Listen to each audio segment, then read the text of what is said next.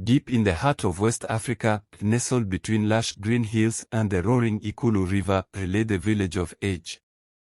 It was a land of warriors, hunters, then farmers, men and women whose bloodline stretched back to the age of gods. Among them, one man stood above all others. His name was Jabari, and he was the strongest man Aje had ever known. Jabari was not just strong, he was a force of nature. His arms were as thick as the trunks of baobab trees, and his legs pillars of unshakable power. He wrestled lions for sport and split trees with a single strike of his axe.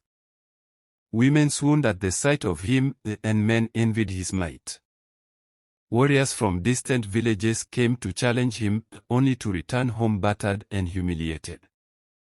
But for all his strength, Jabari was alone. Women desired him, yet none had captured his heart. He had been promised to the chief's daughter, Nia, a beautiful maiden with skin as rich as the earth and eyes like the deepest wells. Yet Jabari felt no fire in his heart for her. He yearned for something more, though he knew not what.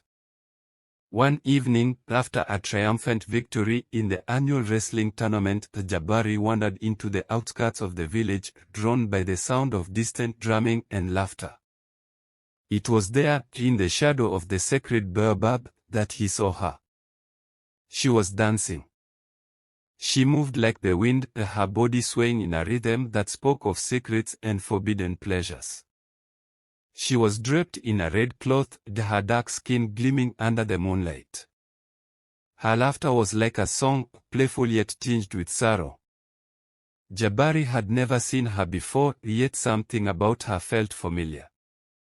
"Who is she?" he asked a nearby man. The man smirked. "That is Zalika. She is a woman of the night. A harlot from the riverbanks." Jabari's heart pounded. He had heard of the women who lived near the river, women who sold love for coins and whispers. Men visited them in secrecy, yet none spoke of them in the light of day. Jabari watched as Zalika danced, her eyes meeting his for a fleeting moment. In that instant, he felt a pull, as though an unseen hand had reached into his chest and gripped his heart. Ignoring the whispers around him, Jabari stepped forward. Zalika saw him coming. She had heard of the mighty Jabari, the warrior whose fists could break bones and whose name was sung in every village. He was a man of honor, destined for greatness. And yet, here he was, approaching her. "Do you wish to dance, mighty warrior?" she teased, her voice like silk. Jabari hesitated. He had never danced before. His hands were made for battle, not for tenderness. "I do not know how," he admitted. She laughed, taking his massive hands into hers. "Then let me teach you." And so they danced beneath the moon, the warrior and the harlot, moving to a rhythm only they could hear. But love between them was not meant to be. The village elders forbade it. "You are to marry Nia," the chief thundered when he heard of Jabari's actions. "You shame your ancestors by consorting with the harlot." Jabari's mother wept. "Why, my son? What spell has this woman cast upon you?" But Jabari knew it was not a spell. It was love. For the first time in his life, he had found someone who did not fear him, who did not see him as just a warrior, but as a man. Zalika, too, knew the dangers of loving him. She had seen what happened to women like her, how they were discarded, scorned, treated as less than human. "You must leave me, Jabari," she whispered one night as they sat by the river. "Your people will never accept me." "Then I will leave them," Jabari said. "I will go wherever you go." But fate had other plans. One morning, as Jabari prepared to leave with Zalika, warriors from the village came for him. "You have dishonored us," they cried. "You would abandon your people for a harlot." Jabari stood firm. I love her, he declared. But love was not enough. The elders decreed that if Jabari wished to be with Zalika, he must prove his love in the most dangerous way, by facing the beast of the forest, a creature said to be the spirit of a fallen warrior cast to roam the wilds. No man who faced the beast had ever returned. Zalika begged him not to go. We can run away, Jabari, she pleaded. But he could not. He would not live as a coward. And so, armed with nothing but a spear, the Jabari ventured into the forest. The forest was dark, thick with ancient trees and whispers of spirits. Jabari moved carefully, his muscles tense.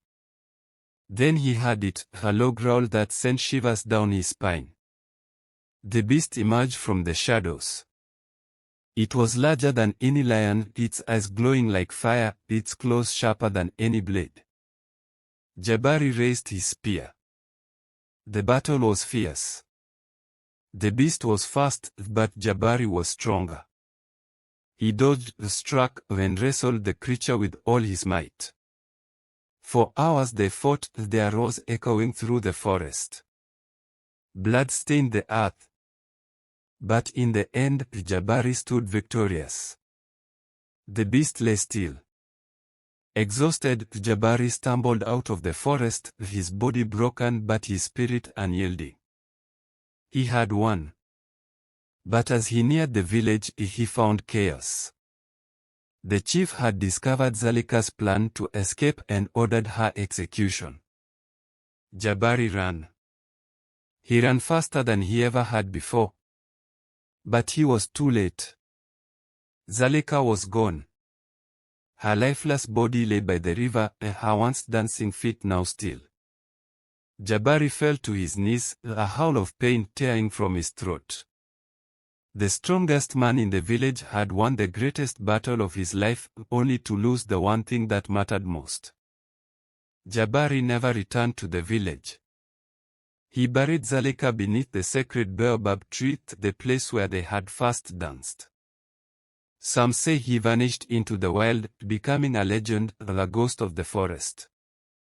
Others claim he walked into the river one night and never surfaced. But in the years that followed, when the moon was high and the wind whispered through the trees, villagers swore they could hear the sound of laughter, two lovers dancing beneath the stars, forever bound by a love that even death could not break. The end. Kindly like, comment, share and subscribe.